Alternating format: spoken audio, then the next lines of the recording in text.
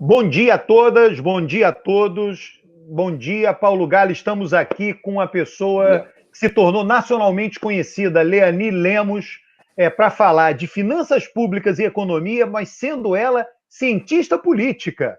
Toda a formação na área de ciência política, até doutorado, mas originária do Senado, secretária de Planejamento no Distrito Federal, no governo Hollenberg e agora no Rio Grande do Sul, uma pessoa que tem a formação acadêmica e que tem uma grande experiência dentro do setor público. Bom dia, Leani. Bom dia, Alberto. Bom dia, Paulo. Estou dando bom dia para o Paulo. Nem sei se o Paulo já está aparecendo. Tô. Mas bom dia a todos que estão nos ouvindo também. É um maior prazer estar aqui. Me sinto muito lisonjeada de ter sido convidada para a gente bater esse papo aqui sobre a situação dos entes subnacionais. Nesse momento tão especial de crise e de vamos sair do outro lado, né? Ô, Leani, não podia ser com uma pessoa melhor do que você, com experiência em dois executivos estaduais. Quer dizer, o DF a gente não chama de governo de estado, mas é equivalente. E agora no Rio Grande do Sul.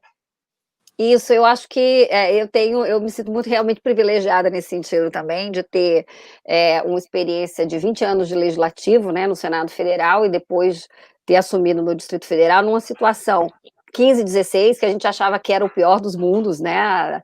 A gente, primeiro ano de governo entrando, tinha muita greve, um orçamento muito desequilibrado, muitas dívidas, e aí a gente pega uma recessão, 2 anos seguidos de recessão, e eu falei, puxa, nunca mais, felizmente, nunca mais eu vou passar por isso de novo, e agora vem uma pandemia com impacto ainda maior. Mas é muito interessante a gente comparar esses dois estados, sabe, Alberto? Porque o Distrito Federal, ele era uma situação conjuntural de desequilíbrio. É uma unidade da federação que tem capacidade de investimento, né? Tem limite para se endividar, tem uma receita robusta, tem transferência de fundo constitucional. Então, era um problema muito conjuntural ali. Quando a gente vai para o Rio Grande do Sul, o que acontece no Rio Grande do Sul é um problema estrutural. Né? O Rio Grande do Sul tem um enorme déficit de previdência, foi feita uma reforma previdenciária no Rio Grande do Sul que ajuda a mitigar isso, mas tem um sistema previdenciário que é dos anos 20, né? Então, o problema dos estados antigos que criaram estados de bem-estar, sistemas previdenciários, educação, universalizaram educação, ampliaram muito antes da Constituição de 88. Então, tem mais gente, a folha é 60% previdência e 40% quem está nativo. Então, essa é a característica do estado do Rio Grande do Sul, um sistema previdenciário deficitário, com um déficit enorme, Leani, e só fazendo totalmente endividado, já ultrapassou todo o seu limite ao Estado, que tem o maior nível de Eu acho que é endividamento da União. importante isso, eu não sabia, eu acho que é importante. Foi um sistema previdenciário estabelecido nos anos 20 do século Nos anos 20. 20, do Quer século dizer, 20. depois de 100 anos ele foi reformado, é isso? Não, houve reformas mais pontuais ao longo do tempo, até porque o sistema, até agora, né, até o fim do ano passado, ele era a referência era nacional, era constitucional. Então, na Constituição, especialmente depois de 88, a gente tinha um sistema no país em que os estados todos tinham e municípios obedeciam as mesmas regras. E esse é um outro problema, uma crítica que eu faço muito forte a essa reforma da Previdência, abriu mão dessa unidade, desse alinhamento previdenciário. Hoje, no país, você tem estados que aprovaram reformas de previdência similares ao governo federal, foi o caso do Rio Grande do Sul, vários estados fizeram, mas você tem uma série de municípios, você tem mais de 2.000 sistemas previdenciários no país. E eles foi uma briga forte ali, né? Porque quase passou, mas no final não deu certo. Foi uma briga forte, o governador Eduardo Leite, inclusive, teve um papel nisso de brigar para que isso acontecesse, para que se mantivesse a Previdência como uma legislação federal, mas isso não aconteceu. Eles fizeram a coisa meio contrário do que era antes. Antes, a Previdência Civil, ela era federal, né, estava na Constituição e em normas federais, e a militar era estadualizada. O governo federal, o governo Bolsonaro, fez o quê? Federalizou a militar e estadualizou a civil. Estadualizou e municipalizou, né? Porque a gente tem muitos municípios com regimes previdenciários. E isso, no longo prazo, vai ser um problema para o Ministério da Economia, né? Para a Secretaria de Previdência, porque fiscalizar sistemas muito diferentes, com regras diferentes. Tem um problema fiscal, porque vai estar fazendo a reforma, ou os estados que têm governantes com uma visão de equilíbrio fiscal, mais fiscalistas, vamos dizer assim, ou aqueles que estão quebrados porque não tem alternativa. E o resto vai chegar lá, é o efeito Orloff, eu sou você amanhã, né? Eu digo que o Rio Grande do Sul eu sou você para amanhã. Você olha para os estados mais novos, o Distrito Federal tem déficit, mas não é o problema que é o Rio Grande do Sul. Chega lá, porque com as regras previdenciárias que a gente tem agora, um pouco diferentes, mas com as regras que a gente tem, isso vai acontecer. Não tem sistema que aguente gente vivendo 80, 90 anos, se aposentando com 50 e poucos, né? E com as regras que a gente tinha até um tempo atrás de integralidade. Quer dizer, há aí eu acho que um efeito muito ruim do modelo da reforma que foi feita, né, federal. Mas a gente adotou no Rio Grande do Sul. E esse, assim, olhando para 2 estados, são 2 proxies assim, do que tem no país, né? Os clusters que a gente tem dos estados meio quebrados, os estados mais ou menos. O Distrito Federal é uma situação relativamente confortável, e os estados mais novos, do norte, né, que eram ex-territórios, que aí tem uma situação previdenciária boa, porque são novos, eles não têm estoque. Não tem ninguém aposentado, né? Não tem ninguém aposentado. Recebem muita transferência da União, né? Tem desproporcional, né? Então, tem fundos de participação de estados e municípios. Então, esses estados estão numa situação fiscal mais confortável. Agora, num momento de crise que a gente está entrando, isso faz muita diferença. O que vocês fizeram no Rio Grande do Sul? Porque a gente, quando pensa em desenvolvimento econômico, né, e quando pensa ele regionalmente, é preciso a entidade, o ente subnacional, ter capacidade de investimento. Tá? O Rio Grande do Sul, Minas e Rio, conhecidos como estados quebrados, os 3 mais importantes, o Rio Grande do Norte com problema também. O que vocês fizeram para começar a dar aos gaúchos essa capacidade de investimento? Olha, foi feita uma reforma administrativa e previdenciária. Nós passamos 6 meses trabalhando nela, e desde março, pelo menos, até setembro, outubro, foi protocolado em novembro.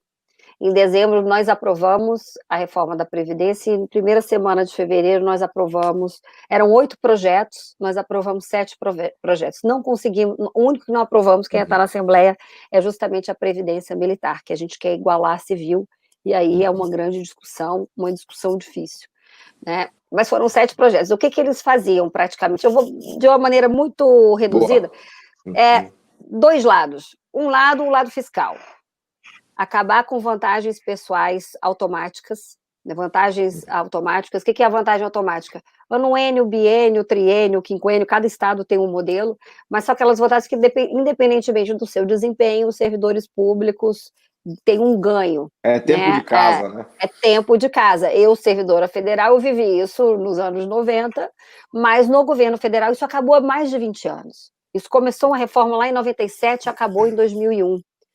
Teve medida provisória, teve lei complementar, enfim, foram feitas várias transformações, e os estados não aderiram a isso. Isso foi feito no nível federal, dizendo, isso vai cascatear, vai chegar nos estados. Não chegou, porque aí tem que enfrentar as corporações, tem que enfrentar, né, construir com a Assembleia, é muito difícil. Mas a gente fez fim de vantagens temporais, fim das incorporações, né? Então você exercia os cargos, isso no governo federal também acabou há mais de 20 anos.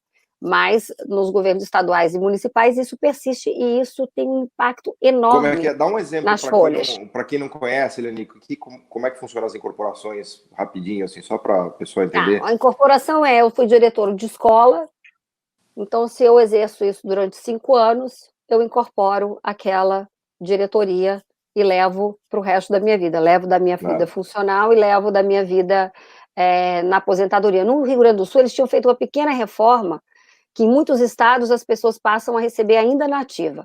Então, eu tenho 30 anos de idade, sou diretora de escola, dos 30 aos 35, largo. Para sempre você recebe. Fico até, dos 35 em diante, serei. No Rio Grande do Sul eu incorporo, mas eu só levo definitivamente na aposentadoria. Era um incentivo para as pessoas continuarem em cargos de chefia, porque senão ninguém mais queria cargo de chefia. Bom, a gente acabou isso, na lei federal também tinha um gatilho para essa questão. Então, praticamente, em termos de efeitos financeiros, a gente mexeu nisso daí, na lei dos todos.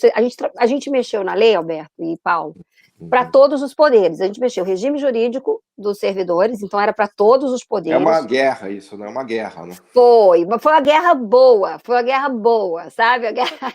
A gente é meio xingado assim na saída das coisas, né? O pessoal vai, mas isso a gente tem convicção de que isso é mais recurso para prestar o serviço, para poder. Claro. No caso do Rio Grande do Sul, não é nem para ampliar, é para dar sustentabilidade. O Estado do Rio Grande do Sul parcela salário há 5 anos. Então é para dar sustentabilidade, né, para esse cara que está falido, né? Então foram feitas essas, que são transversais. Além disso, a gente mexeu. Carreira militar, a gente acabou com um monte de penduricalho. Tinha risco de vida, benefício disso, acabou tudo, virou subsídio. Professores, então a gente mexeu. Carreira militar, professores, subsídio também, acaba com todos os penduricalhos, cria um plano de carreira. Tinha um plano de carreira de 1974. Nossa. Foi também muito difícil, porque, né, os sindicatos dos professores em todo lugar são muito fortes, e aí eu quero fazer uma ressalva, porque a gente sabe que os professores não têm a melhor remuneração, a gente sabe disso Brasil afora, mas, de toda maneira, no estado como o Rio Grande do Sul, a estrutura existente, ela impedia avanços na própria carreira dos professores. Então, a gente reformulou a carreira dos professores. Perícia IGP, que é a perícia criminal, a Polícia Civil já recebia por subsídio. Então foram sete projetos. Então, explica se puder mostrar... também receber por subsídio também, só para as pessoas terem claro. Receber por subsídio. A diferença entre receber por a remuneração que ela recebe, o salário, quem está no setor privado tem um salário. Né? No setor público você tem a remuneração básica, o vencimento básico, aí tem gratificação sobre isso, gratificação sobre aquilo. Então, contra-cheque, tinha contra-cheque com 10, 12 rubricas. Super complexo. Né? Complexo. Isso é ao longo dos anos, das décadas, uma legislação muito ultrapassada. Então, ao longo das décadas, vai se criando um benefício aqui, um benefício ali, aquilo vira. Então, o subsídio, ele unifica tudo, e o subsídio é incompatível com esses penduricalhos que a gente chama, com essas outras vantagens. Então, acabou tudo isso. Bom, eu queria mostrar uma lâmina, pode, Alberto? Claro. Você me claro, autoriza? Pô, sem dúvida, você coloca aí que eu coloco aqui. Tá. Porque eu acho que, eu não sei se esse sistema permite que você coloque direto. Engraçado que eu estava aqui no pessoal dá uma olhada. Tá, deve ter um share screen aí. Tem, estou fazendo. Ops, deixa eu ver se é isso aqui. Boa. Opa, tá lá, ó, vai entrar, hein? Entrou. Então, o que eu queria mostrar aqui nessa lâmina são as despesas de pessoal, né? Se você olhar, isso aqui é o semestre, né? De janeiro a junho, fechado. Só antes de você falar, se você puder dar uma noção da receita, porque aqui não tem arrecadação do Estado, só para a gente ter os grandes números na cabeça. Cerca de 54 milhões... e uma despesa... No semestre, tem né? Ano. Só para a gente ter os grandes números. Não, ano passado, tá? 2019, 46 bi de receita, 52 de despesa. Boa. Então, aí no semestre seria 26, né? Nesse semestre a conta aí. 26, isso. Mas a nossa folha são 30 bilhões, tá? Ano, de todos os poderes. E 25 bilhões do Poder Executivo. Esse daqui é a lâmina do global, tá? Então, olha só, em 2015, a folha semestral, metade do ano, estava em 11 bilhões e meio. Em 2019, ela estava em 15 bilhões e 200.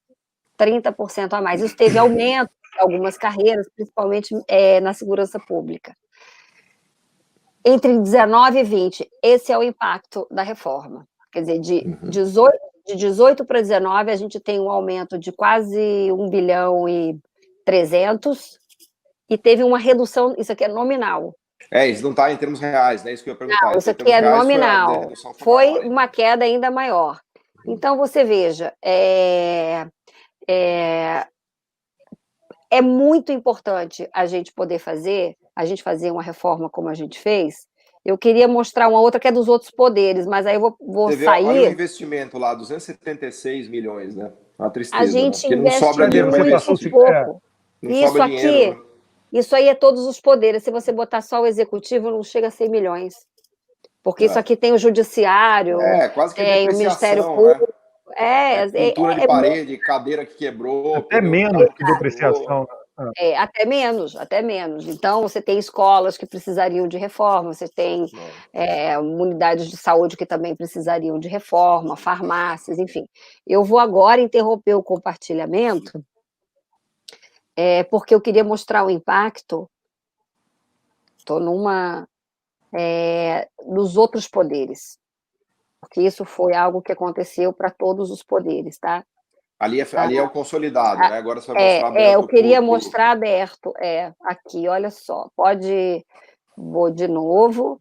Isso aqui é uma ciência, né? A gente vai lá, share screen, janela do aplicativo. Eu dou aula vai lá. Com esse Zoom agora, nem sei dar aula mais na sala de aula. Agora eu só consigo dar aula aqui no negócio. Olha só, isso aqui dos outros poderes. No dia que você voltar para a sala de aula, você tem que levar o Zoom com você. Olha aí. É bom porque os alunos ficam olhando para alguma tela de todo jeito, então... Olha aqui, se você olhar para o Tribunal de Justiça, que é um orçamento depois do Executivo, do ano passado para cá, o semestre teve uma redução nominal. Se você olhar para o Ministério Público, que é essa segunda linha aqui, teve redução nominal, e todos os poderes. Então, assim, foi um impacto, eu acho que isso tem um efeito num estado como o Rio Grande do Sul, de você poder, de fato, começar a priorizar a política pública. E foi rápido, né, Leani? Muito rápido isso daí. Porque você até Mas aí eu vou dizer, você puxa saco do meu chefe, ele é um gênio do diálogo. Isso aqui foi feito, apresentado para sindicato, foi apresentado para a Assembleia, foi discutido com a Assembleia. A construção disso foi muito interessante, sabe? E eu acho que também a sociedade gaúcha estava madura para isso. Só te interrompendo ali, o Paulo chamou a atenção dos investimentos, eu vi que o Tribunal de Contas, o gasto é o mesmo dos investimentos, cara. Inacreditável, o Tribunal de Contas do Estado. Tribunal de Contas estava lá 270 milhões, quer dizer, mais do que investimentos. Impressionante isso. Esse ano, teve a gente quando encaminhou a LDO, agora foi em maio, né? Teve um avanço muito importante que foi... ano passado a gente congelou o orçamento de todo mundo. Isso foi uma outra coisa super relevante que eu acho que o governador bancou, assim, que foi uma guerra. É uma medida dura, né? Porra. Foi judicializado, isso ainda está no STF. A gente congelou, porque sempre o executivo já vinha claudicando, pagando o seu preço, e os outros poderes tinham um aumento da inflação todo ano nos seus orçamentos, e sobrava orçamento no final do ano. Então, a gente fez uma demonstração disso, de que tinha sobra de orçamento e de financeiro no final de cada exercício, e a gente congelou o orçamento igual do executivo para todo mundo. E aí foi judicializado, a gente perdeu, eles ganharam uma liminar, está hoje no STF isso. E um orçamento, isso eu acho que assim, vou colocar no currículo, sabe, Alberto? O orçamento realista. O orçamento do Rio Grande do Sul, quando eu cheguei lá, quando eu olhei aquele orçamento, eu falei, gente, mas que receita extraordinária é essa de 7 bilhões no orçamento real de 40? É o buraco, né? Era o tamanho do buraco, era criada uma rubrica de receita extraordinária para cobrir o buraco. A LDO ia com superávit, a meta superavitária, e o Estado fazendo há décadas o déficit. A bem da verdade, na época, em 2007, 2008, se tentou fazer um orçamento real e foi judicializado, o executivo perdeu e eles criaram essa rubrica e isso ficou ao longo do tempo. E aí foi outra briga, porque tinha gente que dizia, isso é inconstitucional. Eu falei, gente, não é inconstitucional. A Constituição diz que o orçamento ele tem que ser real. É proibido fabricar receita, está sendo fabricada a receita. Vamos escolher qual lei e nós vamos descumprir. Exato. E isso eu acho que deu também uma perspectiva de olha o tamanho da dívida, olha o tamanho do buraco do Rio Grande do Sul. Não paga dívida com a União por liminar, não paga precatório nos níveis legais por liminar, e ainda assim divide o salário a 5 anos. Se o Estado do Rio Grande do Sul estivesse pagando a sua dívida e os seus precatórios como devido, estaria atrasando o salário de 4, 5 meses para trás. Então, essa é a situação do Estado, e por isso a importância de uma reforma como essa também, ao lado das privatizações que também foram aprovadas. Então, ano passado foi um ano muito importante, porque foram aprovadas as autorizações para as privatizações, foram aprovadas essas reformas, e isso é mais importante, além das autorizações das privatizações, no Rio Grande do Sul, para privatizar precisava de plebiscito, e isso estava na Constituição Estadual. Então, teve que ser aprovada emenda constitucional para se retirar a necessidade do plebiscito de privatização das empresas. Eu nem queria fazer essa pergunta, mas eu vou ter que fazer a pergunta. E esse ano? Porque agora a gente tem uma queda de arrecadação aí de, sei lá, 20%, 30%. Com qual nível de queda vocês estão trabalhando? Porque o buraco está explodindo, né? Eu vou de novo querer mostrar a lâmina. A chata da lâmina, peraí. Pode ser? Mas eu queria falar um pouco sobre isso. Isso daí tem a ver com, eu acho, que como o Rio Grande do Sul tem lidado com a pandemia. A gente vinha num ano muito bom. Mas, além das reformas, o ano começou muito bem em termos de arrecadação. Tanto que o primeiro bimestre foi superavitário. Então, era um ano que prometia. Reformas feitas, recuperando também, né, gente, um pouquinho mais. O Rio Grande do Sul, ano passado, teve um crescimento de PIB dobro do Brasil, o dobro, 2%, né? Mas, de toda maneira... Desculpa te interromper, se você puder falar um pouquinho das atividades, que, por exemplo, o agro é uma coisa que andou bem, ajuda, né? Do ponto de vista de atividade, o que vocês viam que estava crescendo, assim, contribuindo? Ano passado, sim, esse ano não. Esse ano a gente vinha um crescimento de... Ano passado o agro foi muito bem, e aí também ajuda porque é um estado exportador, então o preço de commodity pegou, e aí estava exportando bem. Nos últimos anos teve essa virada para a China, né? Então, 15 anos atrás era Estados Unidos o primeiro parceiro comercial, hoje China o primeiro parceiro comercial do Rio Grande do Sul. A indústria estava indo bem, todos os setores estavam respondendo bem. A gente estava com um ano que prometia bastante. Legal. E aí veio a pandemia, veio o isolamento em março, né, na segunda quinzena de março. Esse isolamento teve, como no Brasil inteiro, eu tenho alguns gráficos aqui que mostram bem isso, uma queda da atividade industrial, foi lá para o chão, queda do comércio. Foi lá para o chão. Foi um negócio devastador. 25% na arrecadação, né? Em atividade caiu até mais. Depende, obviamente do setor. E o agro, esse ano, no Rio Grande do Sul, no primeiro trimestre, teve estiagem, então foi muito ruim. Né? A gente agora está recuperando, agora de volta está com safra de soja, então está recuperando. É um estado que tem agricultura, é bem importante, cerca de 10% do PIB, indústria é importante, e tem um setor de serviços e, obviamente, comércio, como é no resto do Brasil, também bem relevante. Teve uma queda na arrecadação, então o mês de segunda quinzena de março e o mês de abril foi trágico, como foi para o resto do Brasil, a gente teve uma queda. Acho que foi o pior mês. Isso aí, dia 25, foi o pior mês. E era o Estou autorizada aqui para mostrar? Claro, você quem manda, Liane. Então, vamos lá. Só que eu não estou na minha lâmina, deixa eu mostrar aqui para vocês. Opa, vocês vão ver um monte de coisa agora. Olha, desorganizada, vamos lá. Vamos lá. Vou mexer aqui. Importante aqui são as notas eletrônicas, tá? Eu acho que aqui dá. Deixa eu tirar esse símbolozinho aqui. Tá todo mundo vendo, né? Sim. Então, meu nota fiscal eletrônica. Aqui, eu não estou conseguindo tirar esse. Bom, então evolução. Tem uma queda brutal ali. Isso. Então, quando a gente olha a terceira semana ali de março, isso aqui é a variação em relação a 19, né? Nossa, é um negócio Olha o que aconteceu em né? março, é assustador. E aí, a partir de... A gente teve o mês de março, final de março, abril foi bem difícil. Final de abril começou a recuperação. Primeira semana de maio, a gente começou a implementar o sistema que a gente chama de distanciamento controlado, que a gente regionalizou o estado, regiões de saúde, estudamos as atividades econômicas, criamos índices de segurança para as atividades econômicas, baseado até nos índices que a COP traduziu do Departamento de Trabalho norte-americano, e fizemos um modelo de monitoramento da pandemia, de contágio, né, de medida de contágio, propagação e capacidade do Estado, leitos de UTI, leitos clínicos também, um sistema de monitoramento de bandeiras. E aí a gente abriu as atividades econômicas conforme o nível Vocês de deveriam risco. exportar para o resto do Brasil, isso aí. Olha, a gente exportou, Paulo, a gente exportou, foi assim, acho que o primeiro estado que fez, primeira semana de maio, depois São Paulo veio num modelo bem parecido, a gente chegou a ter 2 ou 3 reuniões com São Paulo, 12 estados e municípios sentaram com a gente, né? Então, hoje, Santa Catarina se inspirou, porque é um sistema de alerta, na verdade, e aí a gente criou protocolos para os setores.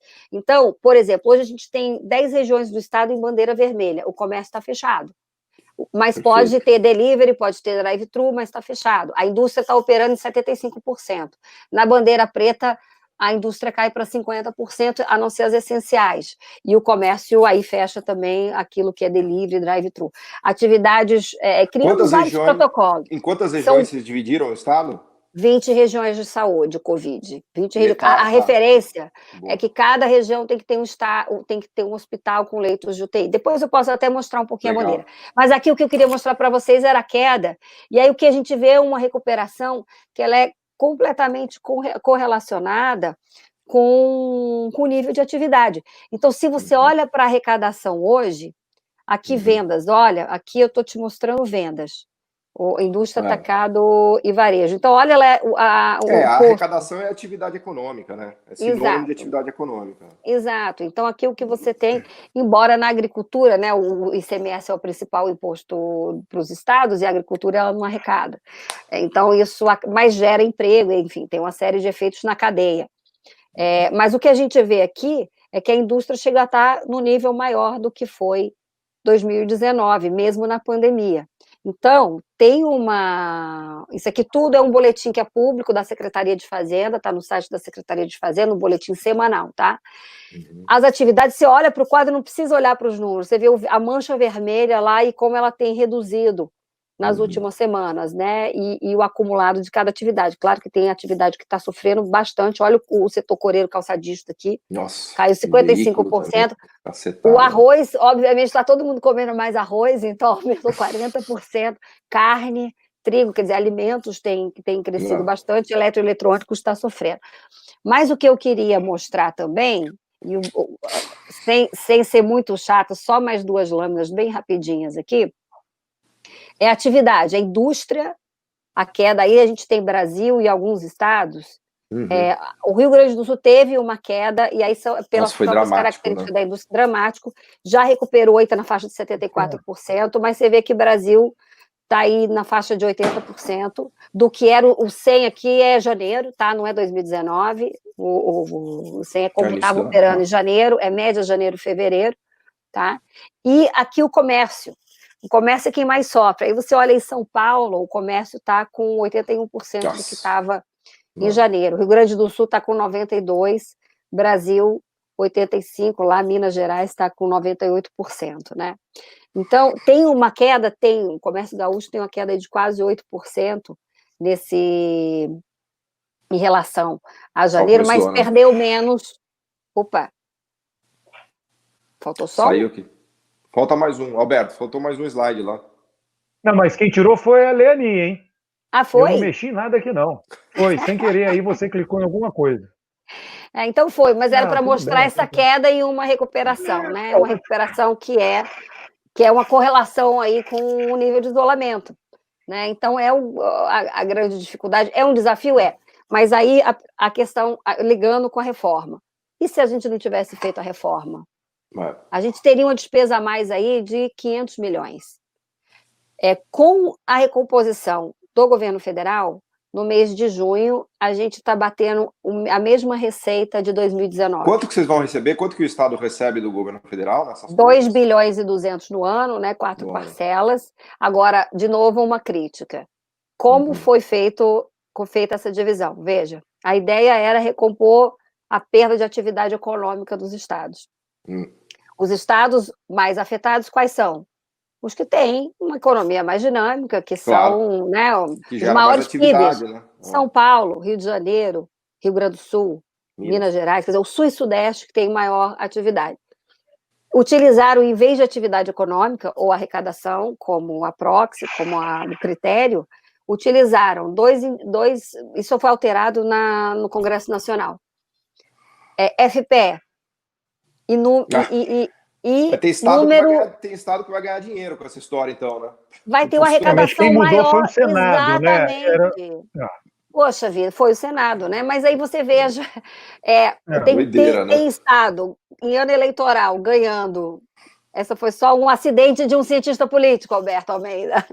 Sim, em ano eleitoral. Não, mas olha aqui, aí eu vou defender. O Senado representa os estados. O Senado foi feito justamente para tomar decisões assim, não tem nada de errado, hein? Não estou dizendo essa decisão, estou dizendo o impacto dela, que no ano eleitoral muitos estados terão uma receita maior do que 2019, vão poder distribuir benefícios concentrados, né? Como e há uma perda, obviamente, para os estados do Sul e Sudeste. E assim, o outro critério era número de casos. Então, o Rio Grande do Sul perdeu 2 vezes. Perdeu porque tem uma distribuição menor do FPE, que a lógica é a outra, a lógica é de compensar desigualdades regionais, ok, mas nesse caso aqui da pandemia era uma coisa a lógica conjuntural, tinha que ser outra. Conjuntural, exato. Não estrutural, né? Deveria ter, e a gente está com o número, a região sul está com o número de óbitos e de casos muito abaixo da média do Brasil e de norte e nordeste, principalmente.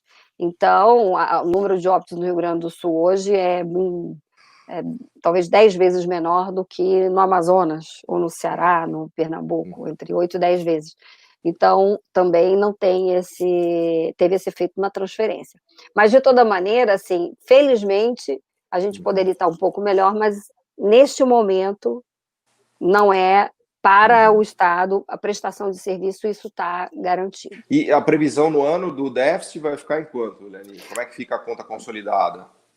Olha, estava na faixa de 2 bilhões e pouco, e pode ser que termine nisso. Talvez seria fantástico, né? Porque se a gente atingir a meta, é uma coisa incrível, perfeito, né? Perfeito. Para o próximo ano, tem aí a previsão é de 7 bi, né? 7 bi porque tem a dívida da União que é empenhada, não é paga, mas ela é empenhada, então tem um efeito. Né? Fica lá contabilizando, exatamente. Ano que vem eu acho que pode ser o fim do ano, pode ser bem mais complicado, porque... Qual é a perspectiva de resolver isso, né? Você que é uma conhecedora profunda de tudo isso daí, né? Você fala, puta, eu queria resolver essa situação, porque a gente vê que com todas essas batalhas... Qual delas, Paulo, agora? Não, do equilíbrio do Estado mesmo, né? Porque a gente vê que é uma luta meio inglória, né? Porque você luta, economiza 500 milhões... economiza 1 bilhão, mas a gente não consegue ver meio que uma luz no fim do túnel, assim, né? Fala assim, o que precisaria ser feito para equilibrar o Estado de verdade, né? Se é que isso é possível, né? Olha, eu acho que existe o diagnóstico, a avaliação e a receita antes e depois da pandemia, né? Essa pandemia, ela veio... Não, claro, vamos pensar no longo prazo sem pandemia, assim, só para pensar em caminhos para o Estado, né? Olha, vou dizer assim, até fevereiro, março, né? A gente estava super otimista, porque o que você faz? E o governador estava conseguindo liderar belamente esse processo. Você atua nas suas despesas, by the book, né? Atua nas suas despesas. Você pode ser até um cientista político, Alberto Almeida, e fazer isso. Reduz as suas despesas e trabalha para aumentar a receita. Né? Então, isso estava sendo feito. As reformas estruturais... Será que... Oi? Oi? Estou te ouvindo, estamos ouvindo, tô ouvindo. Eu parei de te ouvir rapidinho. Quando você falou, quando você fez a provocação da ciência política, cortou. Então foi o universo conspirando. Mas foi o sistema, não fui eu não, hein? Mas a Leani é economia, cientista político, economista, igual o Alberto. É só a prática, né? É só a prática. E aí, com as privatizações, a gente está com várias caminhando. A ideia era, bom, entregar um Estado, o governador já disse que não é candidato à reeleição, então entregar um Estado melhor do que se pegou. E isso é dever de casa para 1,5 décadas, talvez. Isso não se faz no governo. O problema do Rio Grande do Sul é a falta de continuidade, porque tem estados em que não é o PT, não é o PSDB, tem estados que têm governos do PT e que são fiscalmente responsáveis. E onde se compreendeu isso, onde houve um entendimento da classe política, dos agentes políticos, da sociedade, de que isso é um bem, os estados acumulam benefícios, né, do ponto de vista da política pública. Ceará, Espírito Santo, então o Espírito Santo está lá, Capag, mas isso tem 16 anos que eu vi, que é um estado que faz superávit, que está andando um pouquinho mais folgado aqui, um pouquinho mais apertado ali, mas ele tem uma consistência. O Rio Grande do Sul é cada governo uma sentença e descontinuou. O governo Eduardo Leite veio depois do Sartori, que era MDB, e manteve muita coisa. O Sartori não fez nenhuma loucura de dar aumentos para as corporações, teve que segurar uma batata quente, que foi o aumento dado pelo governo anterior, pelo governo Tarso, como a gente em Brasília teve que segurar a batata quente do governo Agnello, que deu aumento para 32 categorias, e greve a gente teve que enfrentar, porque a gente não deu, ele deu na lei e a gente bancou não implementar, e foi isso que segurou as finanças do Distrito Federal. Então, eu acho que vinha nessa toada. Precisa de mais 2 governos para frente fazendo isso, fazendo um dever de casa, que é simples do ponto de vista conceitual, mas é muito complicado politicamente num Estado que sempre teve o Grenal, né? A coisa do conflito e da alternância, não só de poder, mas alternância de visões, de visões muito antagônicas, né? Talvez isso seja um benefício para o Estado. Agora, isso serve para o Brasil. A gente precisa de ter constância, precisa insistir consistentemente nesse propósito. Agora, a pandemia ela traz, de fato, um componente diferente, e para a próxima década a gente vai ficar correndo atrás do prejuízo. Você veja, eu vou falar aqui de números do Rio Grande do Sul. A gente está entrando numa pandemia agora, tendo recuperado 60% do PIB do Rio Grande do Sul de 14. 15, 16, aquela brincadeira, todo mundo esperando, vai recuperar. Devastador. Depois de recessão, você vai crescer 7%. Que é primeiro ano. Do PIB, imagina, né? Então, loucura, você perde metade do PIB, não recupera e entra em outra. No mínimo, 10, 20 anos aí para, correr atrás desse prejuízo. E por mais que você faça esse dever de casa, é muito difícil você ter recurso para você investir. O Estado nem pensa nisso, investimento. O Estado não pensa, trabalha com a ideia de PPP, de concessão, investimento do privado. Mas a gente está nesse dilema aí, que não é um dilema só do Rio Grande do Sul, é um dilema do país. Quem é que vai investir no Brasil? Né? Teve uma grande discussão aí essa semana, né? Os ex-ministros da Fazenda, do Banco Central, assinaram. Brasil, Pércio Arida falou... É uma economia em depressão, né? Economia em depressão, né? A gente está vivendo uma grande depressão econômica brasileira, a verdade é essa, né? E mundial, né? E que é a diferença de 15 e 16. Em 15 e 16, o Brasil parou. A gente agora, o mundo parou e a gente está parando. Então, é choque de oferta e é choque de demanda. Quem é que vai comprar? Ninguém está comprando. Então, cai... É um efeito muito forte. Que alguns países a gente sabe que tem uma capacidade e estão fazendo isso, né? Os Estados Unidos está colocando quanto? 2,2 trilhões, eu tinha essa informação aqui na minha de fiscal e monetário, né? Porque monetário de fiscal e monetário, exato. Porque Estados Unidos, mais de 10% do gasto fiscal do seu PIB, que é um PIB que é monstruoso. A Coreia do Sul lançou um New Deal coreano, com esse nome até. Eles estão botando mais de 100 bi de dólares, né? A China também tá. Aliás, a China deve crescer esse ano, né? Eles estão com estímulo. Eles estão com estímulo, né? Exatamente. No crédito, né? Para os entes subnacionais, renda mínima, todas as ações que estão fazendo, um volume de recursos sendo colocado é enorme. Eu hoje, excepcionalmente, vou ter que sair mais cedo. Eu já avisei a Leani e ao Paulo antes da gente começar. A Aline está no backstage e ela vai coordenar com vocês dois a finalização. Leani, uma das coisas que as pessoas Antes de sair, eu queria ver o iniciozinho da sua resposta, uma provocação minha. Uma das coisas que as pessoas questionam muito, principalmente na esquerda, são as privatizações. E você falou aí de privatizações como uma solução dos problemas, né? Eu queria que você desenvolvesse um pouco mais isso.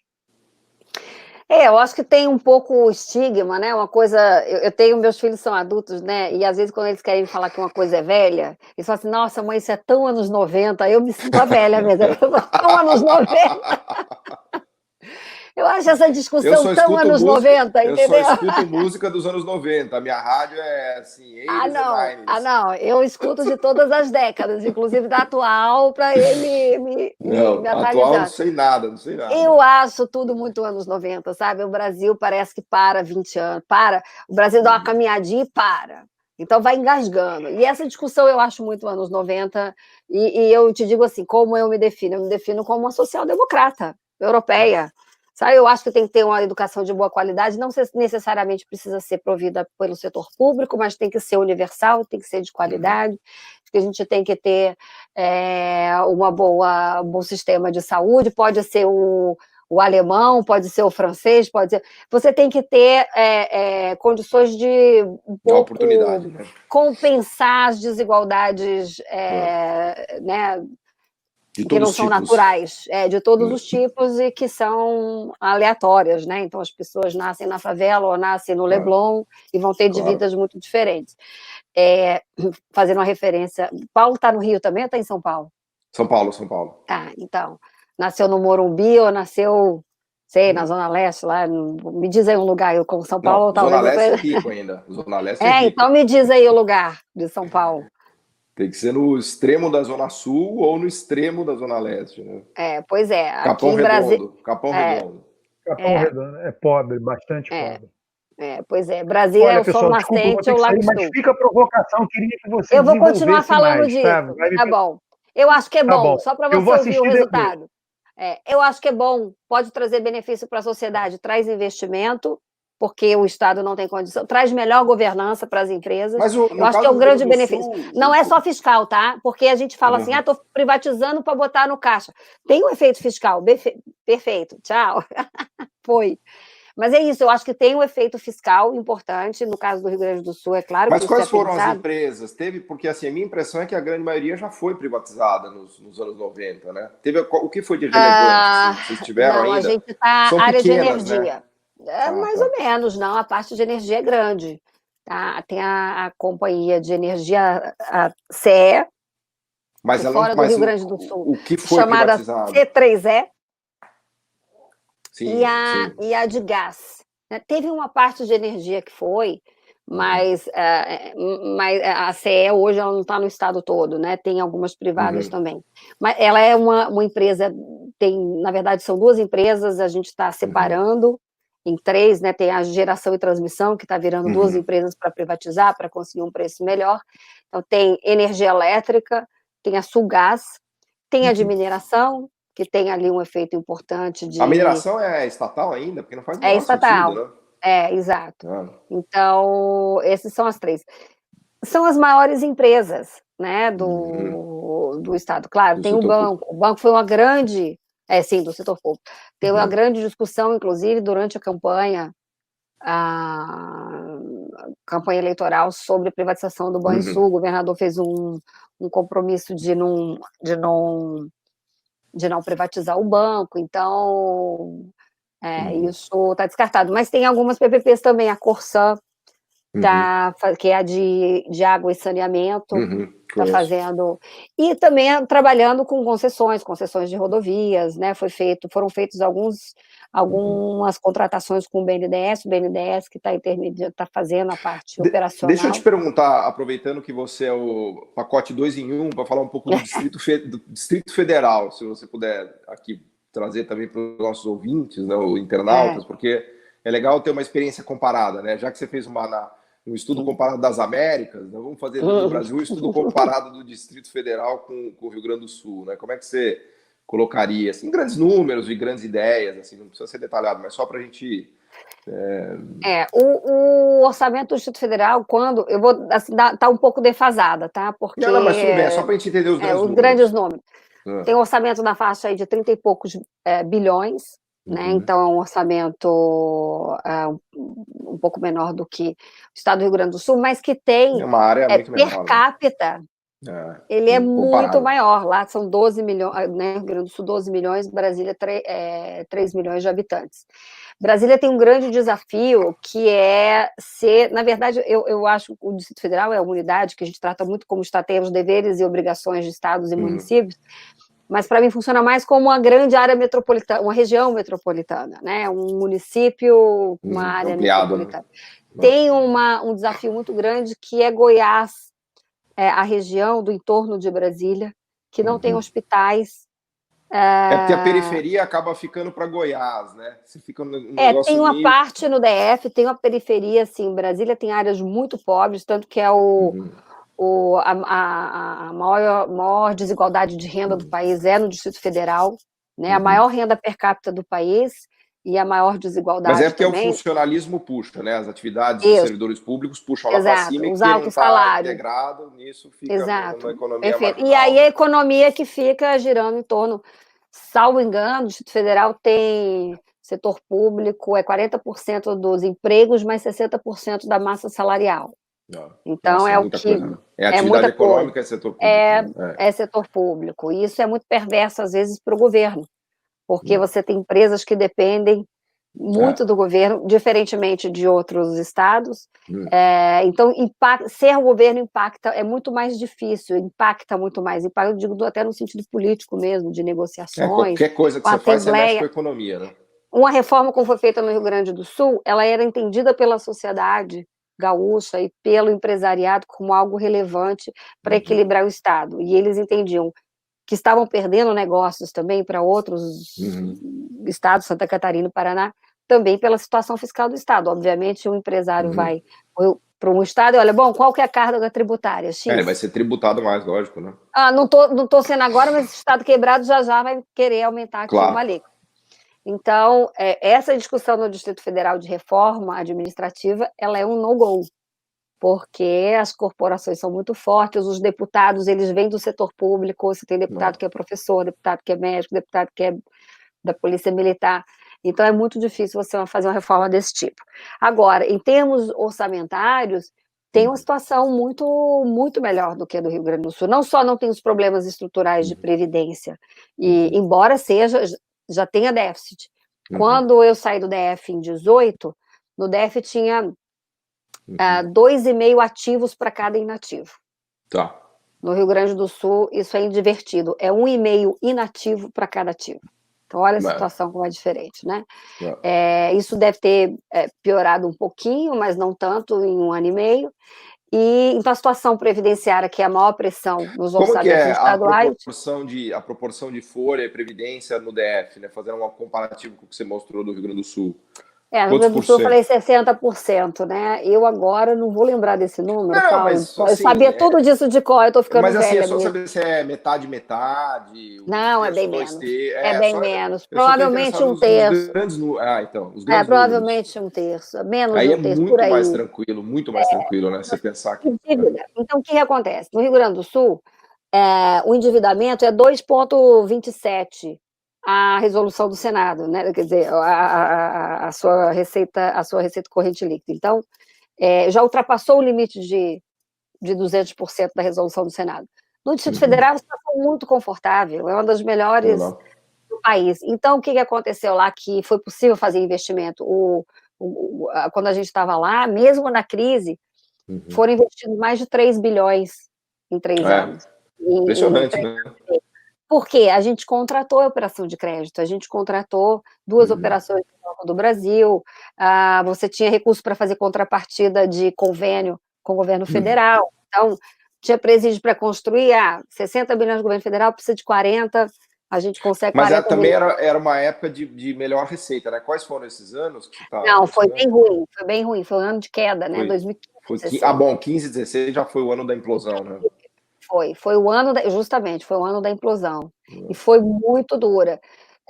E tinha tido uma ação do Agnello antes, né, do governador Agnello, em 2013, de dar aumentos parcelados em 3 anos, para todos os servidores, e quando a gente entrou, diz, ó, isso aqui, se fizer, quebra. Se fizer... É engraçado, Deus castiga. No bom sentido, eu quis ir para o Rio Grande do Sul, assim, eu tive outros convites, eu fui muito pelo governador, porque eu acho que é uma liderança jovem, que tem uma visão de futuro, e porque é um grande desafio, né? E eu acho que a gente tem que estar os grandes desafios. Mas a gente comparava muito e dizia assim, olha, se o Distrito Federal não fizer isso, vai virar o Rio Grande do Sul, vai virar o... Aí, lá em novembro, né, de 2018, veio o convite. É para lá que eu vou. Então, o Distrito Federal tem, assim, uma situação muito mais confortável, tem o Fundo Constitucional, que foi... Mas tem uma espécie de receita garantida, né? Porque é uma atividade econômica que, mais ou menos, vai desembocar lá, né? O Brasil manda os recursos para sustentar Brasília, né? Num certo sentido, né? Brasília, sim, tem quando a economia vai bem, não cresce. Quando a economia vai mal, não entra tanto em crise. Então, tem uma queda? Teve. Tem atividade econômica, tem indústria, tem muito serviço, comércio, tem alguns setores, mas setor público, obviamente, é maior. Então, a massa salarial segura na crise. Também, quando o Brasil está crescendo... Raramente, né? 4%. É um PIB inelástico, né? Ele não, exato. Não responde nem Agora, a alta nem a queda. Sofre eu dizia assim, que no Distrito Federal, o Fundo Constitucional, que foi criado em 2002 e que era para custear saúde, cobria naquela época toda a segurança pública, saúde e segurança, e que hoje cobre uma parte grande da segurança, nem cobre toda a segurança, porque tem alguns benefícios que são pagos de fora, e paga menos da metade de saúde, menos da metade de educação, é o petróleo do Distrito Federal, entendeu? Então tem a maldição do petróleo aí, né? É o oil curse aí, porque tem aquela receita e administra muito mal. Então você veja, em 2002... custeava tudo. Se tivesse mantido essa proporção, e ele cresceu muito na década de 2 a 12, o Fundo Constitucional, imagina, baseado na arrecadação, o Brasil todo ano batia, tinha que abrir orçamento, né, superavitava. Então, o Distrito Federal usou mal e deu aumento também. Fez aquele dever de casa. O que você fala do petróleo é a parte de royalties? Explica melhor um pouco, desculpa me. Não, eu digo que tem a maldição do petróleo, porque a literatura que fala, né, que os países, que aquele recurso que dos países pobres, ricos em petróleo, que acabam sendo pobres pela falta de accountability, a falta de... Né, você está falando que é quase como a transferência de recurso, funcionaria quase como uma reserva de petróleo mal administrada, né? Exato, tipo África, ela cria incentivos muito ruins, porque você não tem que fazer muito para ter aquele recurso. Ela é garantida, né? Ela está fluindo lá como se fosse um poço de petróleo. Exato. E aí você se acomoda, né? E a gente tem esse problema no Brasil, né, de não olhar para frente. Assim, a Coreia do Sul olha para frente, todo mundo que é rico olha para frente, né? E a gente é aquela classe média, assim, que fica assim, eu tenho aqui, meu salário aumentou R$1.000, vou gastar tudo. Não, gente, olha daqui a 10 anos o que você vai precisar. Então, o Distrito Federal, acho que padeceu muito disso, e embora tenha receitas confortáveis, mais estáveis do que o resto do país. Mas ele deveria usar isso como uma catapulta para investimento, né? Até me faz lembrar o caso do Emirados Árabes, né? Que é um poço de petróleo, mas ele sabe que o petróleo está esgotando, então ele está investindo em novas fronteiras, né? Corre atrás, né? Então, assim, claro, você tem os salários do Distrito Federal do setor público, eles são não são são muito acima do salário do setor privado e não se compara com o resto do Brasil. Rio Grande do Sul, o salário do professor está aí na faixa de inicial, na faixa de R$4.000, R$4.500. Distrito Federal é 6, 7 mil reais. Minhas duas irmãs são professoras. Em Brasília, elas ganham mais do que professores universitários. Para fazer a mesma função, basicamente, né? Você está controlando por função. E não por isso, nos últimos 10 anos teve, não nos últimos 10, porque depois de 15 não teve mais aumento. Mas até 14 teve 10 anos de que assim, aumentos salariais anuais e o IDEB continua, é flat, é uma linha. Então, uma linha reta, assim, não tem, Não, então não tá correlacionado. A gente vê o Ceará, poxa, o que foi feito, não. Pernambuco, o que foi feito, então não tem essa visão sabe, da Uhum, gestão pelo resultado. Quando a gente estava lá, o governador uhum, Hollenberg, assim, implementou muito isso, a gente fez planejamento uhum, estratégico, uhum, sabe, gestão por resultado, sistema de acompanhamento, uhum. reuniões de monitoramento, ele ficava ali. Como é que está agora o Distrito Federal na sua avaliação? Eu não tenho acompanhado. Não, eu assim, para te falar bem a verdade, os micronúmeros eu não tenho mais Não, acesso, né? Então, mas até teve olhei uma aqui. permanência, teve uma manutenção? Como é que está a cabeça? Não, na verdade, a discussão toda no processo eleitoral foi muito em cima disso, né? Dos Uhum, aumentos que não foram dados. O sei. governador que ganhou, ele prometeu implementar todos os aumentos e Uhum, já implementou alguns, implementou uma parte para a uhum, Polícia Civil. uhum. Mas, assim, tirando essa parte, para o resto ele não implementou. Né? É, Então, a e eu realidade é falava, dura. gente, A e realidade eu é dura, dizia, né? eu prefiro que seja assim, que ele tenha prometido algo que ele não está entregando, mas Claro, porque daí não vai ter o choque de cause realidade. Exato. Ah, E enrole todo mundo. E aí fica na conta de quem quis acreditar, porque não era ah, possível claro. implementar esses aumentos, né? Ah, Mas, no geral, me parece que está, assim, fazendo uma política fiscal também mais de uhum. equilíbrio. Até porque, nesse momento, não dá para fazer Não tem loucura. como. Não tem Não. como. É. Não, Mas legal. é A isso. gente está chegando aqui no final. Queria, enfim, te agradecer e ver se você quer passar mais alguma mensagem, né?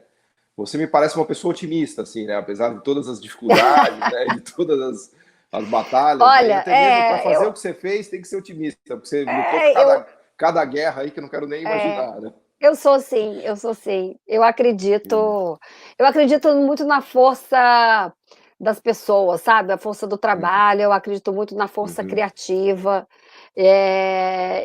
Eu não quero perder as minhas esperanças no Brasil, eu já passei dos 50. uhum, Quando a gente passa dos 50, todo mundo começa a ficar pessimista, não tem mais jeito, né? Eu quero ainda acreditar que tem jeito, embora essa pandemia, ela realmente, ela me um golpe. impactou. Eu acho que é a primeira vez na minha vida que eu falei, cara, eu acho que eu vou chegar aos 70 anos e vou ver o Brasil batalhando. Eu tinha uma Não. esperança, sabe, de que, pô, vamos Uhum, adiante, vai dar. Mas a gente entrou num processo político agora uhum, difícil. A gente tem, né, uma liderança nacional que não conversa com os poderes, toda é, essa guerra que não tem ganho para ninguém. é. Isso passa a Porque imagem para antes era fora. uma boa guerra, né? Porque tem uma luta que é boa de lutar, né? Agora tem guerra que é uma É, guerra meio inútil, né? essa, sabe, assim, a gente é mal visto pelo mundo, quem é que vem Não, investir? Não é uma questão ideológica, não. Eu estou falando da mensagem que a gente passa, e se a gente está falando de crescimento, claro, de emprego, de renda, de investimento. oportunidade, isso tem que ser É, construído, né? E eu não vejo isso não. caminhando muito, não, sabe? Mas eu quero acreditar que é Uhum, possível, sim, porque eu acho que tem uma força na sociedade, a gente tem uhum, boas lideranças no país, a gente tem pessoas sérias, a gente tem gente trabalhadora também, uhum. e a partir disso, a gente tem ótimos Claro. intelectuais, gente que participa do debate, que constrói o debate, então é a partir disso que a gente vai construir aí. Uhum. Sou sim otimista, Legal. vamos ver o que sai na frente. Boa. Valeu, Rani. Obrigadão pela sua Grande abraço, disponibilidade, Paulo. pela conversa aqui. Valeu, gente. Obrigado. Um Grande abraço. abraço pra gente, para todo mundo. Tchau, tchau. Obrigado.